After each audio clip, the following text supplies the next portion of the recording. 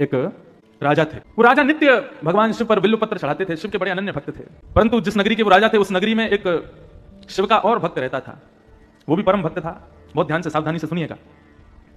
परम भक्त थे शिव के, उनका मन होता था कि मैं भी शिव के नित्य अर्चना करूं, नित्य उन पर बिल्व पत्र चढ़ाऊं। एक बार उन्होंने विचार किया कि बेलपत्र का सबसे सुंदर वन कहां है। तो किसी ने उनको बताया कि भैया बिल्व पत्र का सबसे सुंदर वन जो है वो राजा के बगीचे में है। वो राजा नित्य बेलपत्र चढ़ाते हैं, उनके बगीचे के बिल्वपत्र सबसे सुंदर हैं। बोले राजा के यहां से बिल्वपत्र कैसे लिया जाए, क्योंकि वैष्णवों की और शैवों की एक आदत होती है, वो कोई भी सुंदर वस्तु का दर्शन करते हैं तो उस सुंदर वस्तु को अपने प्रयोग में ना लेकर के वो अपने इष्ट को प्रदान करने का भाव ज्यादा रखते हैं। ऐसे कई शैव भक्त हुए, उनके मन में यह भाव होता है कि कुछ भी वस्तु हो वो अच्छी से अच्छी हमारे ठाकुर जी को मिले। आजकल के भक्त कैसे होते हैं, हम अच्छा रहें, हम अच्छा खाएं, हम अच्छा पहने और ठाकुर जी कैसे भी रहो। तो उस व्यक्ति के मन में आता था कि राजा के बगीचे के बिल्वपत्र चढ़ाया करूं मैं शिव को, तो मेरी सेवा उससे मैं संतोष मुझे मिलेगा। लेकिन कैसे करूं, इतने सैनिक रहते हैं, इतने सब कुछ रहते हैं। तो उसने मन में विचार किया कि मैं शिव महिम्न स्तोत्र का पाठ करूंगा और इसका पाठ करके अपनी दैवी शक्ति को प्रकट करूंगा। और परिणाम यह हुआ कि शिव महिम्न स्तोत्र का इतना पाठ किया गंगा जल में खड़े होकर के कि उसको अदृश्य होने की शक्ति प्राप्त हो गई। वो जब चाहता तब अदृश्य हो जाता। और उसने उस अदृश्य होने की शक्ति का प्रयोग कहां किया, वो राजा के बगीचे में जाते और बगीचे में जाके बेलपत्र तोड़ते। जैसे ही सैनिक उसको देखते, सैनिक उसको पकड़ने के लिए आते, तुरंत अदृश्य हो जाता और बिल्वपत्र लेकर के चला जाता, जाकर के भगवान शिव पर चढ़ा देता। राजा को बड़ी चिंता हुई कि मैं इतने बिल्वपत्र अपने बगीचे में उगाता हूं शिव की आराधना के लिए, और ये व्यक्ति अपनी दैवी शक्ति से अदृश्य होकर के सारे पत्रों को ले जाता है, मुझसे पहले चढ़ा देता है। मेरा बगीचा, मेरी मेहनत और बिल्वपत्र चढ़ाता कोई और है। राजा ने यह चिंता जाकर के अपने गुरुदेव को बताई। तो उनके गुरुदेव ने आज्ञा की कि भैया देखो, ये जितनी भी दैवी शक्तियां होती हैं इनका नाश कब होता है, कुसंग से नाश होता है, दूषित भोजन करने से नाश होता है, सबसे सहज नाश होता है ठाकुर जी के निर्माल्य पर यदि पैर पड़ जाए तो भी हमारी दैवी शक्तियां नष्ट हो जाती हैं। निर्माल्य मतलब ठाकुर जी के गले में चढ़ा हुआ पुष्प है, पत्र है, प्रसाद है, यदि उस पर आपका पैर लग गया तो पैर लगते ही आपकी दैवी शक्ति नष्ट हो जाएगी। हाँ, केवल इतना है कि जहां मंदिर परिसर है, मंदिर परिसर में अगर चढ़ जाए, पैर कहीं लग जाए ठाकुर जी के निर्माल्य पर तो दोष नहीं है। मंदिर से बाहर यदि ठाकुर जी के निर्माल्य पर आपने पैर रख दिया तो घातक है। राजा ने जब ये बात सुनी कि निर्माल्य पर पैर रखने से दैवी शक्ति नष्ट होती है, तो शंकर जी के ऊपर चढ़े हुए बिल्व पत्रों को लेकर के राजा गए और जाकर के अपने पूरे बगीचे में फैला दिया। अर्धरात्रि का समय होगा, जब वो भक्त आएगा, वो चोर आएगा, उसको पता नहीं होगा, वो निर्माल्य पर पैर रख देगा तो उसकी शक्ति नष्ट हो जाएगी। अर्धरात्रि का समय, नित्य की सेवा के लिए, बिल्व पत्र तोड़ने के लिए जैसे ही बगीचे में उसने प्रवेश किया, उसको पता नहीं था, शिव पर चढ़े हुए निर्माल्य पर जैसे ही चरण रखा, उसकी अदृश्य होने की शक्ति नष्ट हो गई। उसको पता नहीं था अभी तक, वो तो दिखाते हुए जाता था, जब सैनिक पकड़ने आते थे तब अदृश्य होता था।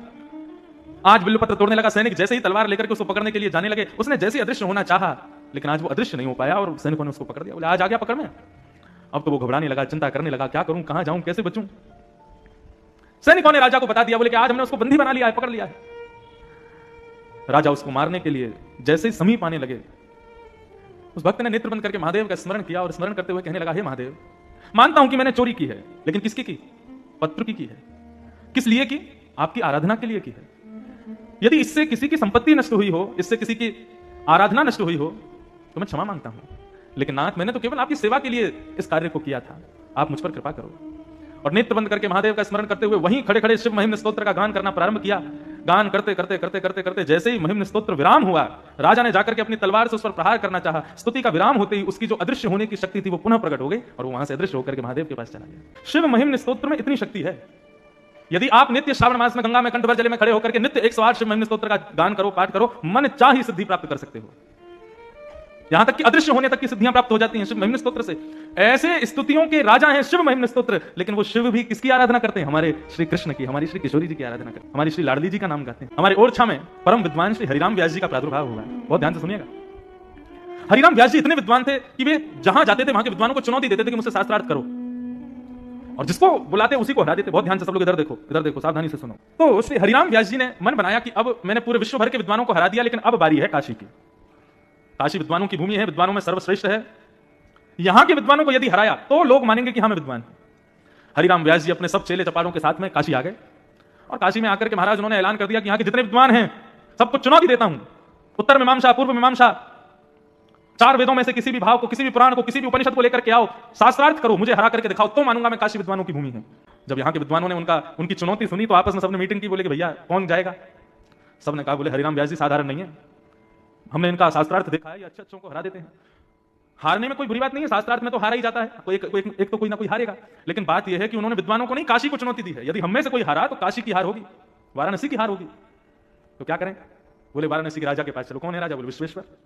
पहुंच गए सब। विश्वनाथ से जाकर के रात्रि प्रार्थना करने लगे, हे विश्वनाथ कृपा करो, ये आए हैं हरिराम व्यास जी, इनसे हमको बचाओ। सब ब्राह्मणों ने जाकर के प्रार्थना की। ब्राह्मण तो प्रार्थना करके चले गए, लेकिन आधी रात में शंकर जी हो चाहे हमारे कन्हैया हो, ब्राह्मणों को दुखी नहीं देख सकते। वैष्णवानाम यथा शंभु, वैष्णवों में तो सर्वश्रेष्ठ हैं शंभु, और वैष्णवों के सर्वधन है शंभु। भगवान शिव ने मन में विचार किया, बोले कि भैया काशी की रक्षा की, अब हमारे ऊपर नौक आ गई है। आधी रात में ही एक दीनहीन से ब्राह्मण का भेष धारण किया भोलेनाथ ने, और एक दीनहीन से ब्राह्मण बनकर के, बिल्कुल सादा सरल से ब्राह्मण बनकर के पहुंच गए हरिराम व्यास जी के पास।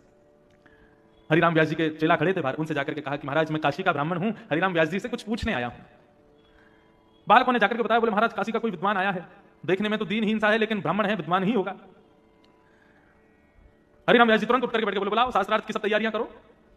भगवान शिव भीतर गए और जाकर के हरिराम व्यास जी को प्रणाम करके बैठ गए। तो हरिराम व्यास जी ने कहा, शास्त्रार्थ करने आए हो? शंकर जी बोले नहीं नहीं, मैं तो शास्त्र ही नहीं जानता, अर्थ क्या करूंगा, मुझे तो कुछ भी नहीं पता। मैंने सुना है आप बहुत विद्वान हैं, तो एक प्रश्न था मन में, उसका उत्तर जानने आया हूं। हरिराम व्यास जी बोले ये कोई समय उत्तर पूछने का? सुबह आना चाहिए था, इस समय तो हम शास्त्रार्थ के लिए बैठे हैं। बोले अच्छा, तो आप मेरे प्रश्न का उत्तर दे दीजिए, उसके बाद हम शास्त्रार्थ कर लेंगे। बोले पूछो क्या है तुम्हारा प्रश्न? भगवान शिव बोले महाराज मैं ये जानना चाहता हूं कि विवेक किसे कहते हैं? हरिराम व्यास जी बोले विवेक जानने आए हो? बोले हाँ मैं ये जानने आया हूं, विवेक कहते किसको है? कथाओं में सुना है बिनु सत्संग विवेक न होई, राम कृपा बिनु सुलभ न सोई। राम जी कृपा करके विवेक देते हैं, तो ये विवेक क्या है? मुझे विवेक के बारे में बताइए। हरिराम व्यास जी बोले विवेक का मतलब होता है सद असद का ज्ञान होना, सही गलत की पहचान होना। सद असद का ज्ञान ही विवेक है। महादेव मुस्कुराने लगे, बोले मिल गया उत्तर? बोले उत्तर तो मिल गया, लेकिन प्रभु मैं ये कहना चाहता हूं सही गलत का ज्ञान होना विवेक है, तो मैं आपसे दूसरा प्रश्न ये करना चाहता हूं, क्या आप विवेकी हो? क्या आपके पास विवेक है?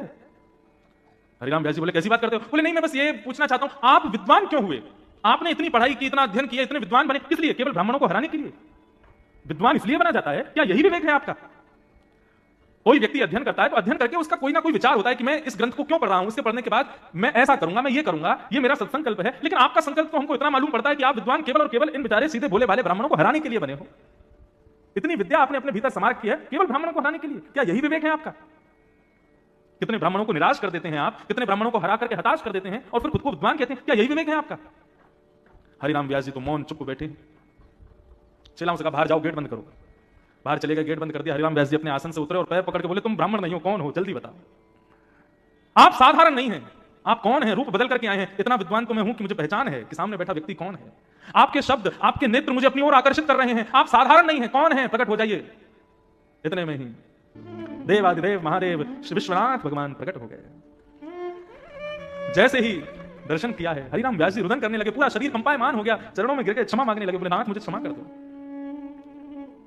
भोलेनाथ ने अपने हृदय से लगाया, बोले हरिराम व्यास तुम साधारण नहीं हो, तुम बहुत विद्वान हो, लेकिन तुमको विद्वत्ता इसलिए प्राप्त नहीं हुई कि तुम ब्राह्मणों को हराओ। अरे तुम तो हमारे कुंज बिहारी के, हमारी श्री किशोरी जी की नित्य सखी हो, नित्य सहचरी हो, तुम विशाखा का अवतार हो। तुम्हारे लिए यह काम नहीं है कि तुम जा करके और विद्वानों को हराओ, ये काशी तुम्हारे लिए नहीं है। हरिराम व्यास जी बोले तो मैं क्या करूं, आज्ञा करो। बोले अभी इसी वक्त वृंदावन चले जाओ और श्रीधाम वृंदावन में जाकर के सदा सर्वदा के लिए किशोरी जी के चरणाश्रित हो जाओ, ये काशी तुम्हारे लिए नहीं है। और उसी समय हरिराम व्यास जी अपनी सारी पोथियों को गंगा जी में प्रवाहित करके, बैलगाड़ी भर के पोथियां लेके चलते थे वो, सबको गंगा जी में प्रवाहित किया और गंगा जी को प्रणाम किया, विश्वनाथ को प्रणाम किया और काशी से सीधे वृंदावन चले गए। और वृंदावन में जाकर के वृंदावन के कुंज हमारे माता पिता गुरु बंधु, वृंदावन के लता वृक्ष बल्लरियों को ही अपना भाई बंधु परिवार सखा ये सबके रूप में स्वीकार कर लिया। और तब श्री हरिराम व्यास जी ने एक पद गाया, किशोरी तेरे चरणन की रज पाऊं, किशोरी तोरे चरणन